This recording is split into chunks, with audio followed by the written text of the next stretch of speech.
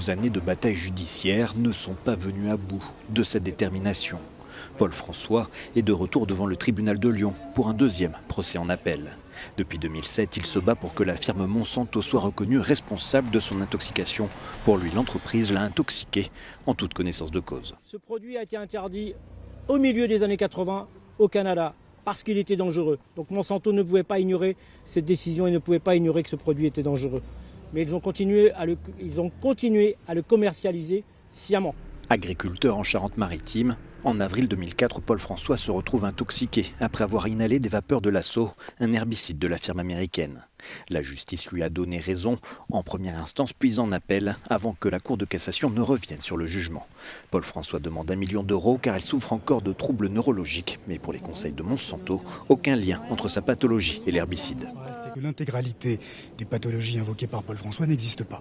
Ce n'est pas nous qui le disons, ce sont les experts judiciaires. Et c'est vérifiable très aisément à la lecture du rapport d'expertise. Aucune faute ne peut être imputée à Monsanto sur quelque terrain que ce soit. Par son combat, Paul François est devenu l'un des visages en France et en Europe de la lutte contre l'utilisation des pesticides et des herbicides. Mais l'agriculteur français n'est pas le seul à avoir porté plainte contre Monsanto. Aux États-Unis, déjà plus de 8000 requêtes judiciaires ont été déposées contre ce géant de l'agrochimie. Marc Bouchage, à Lyon, pour Euronews.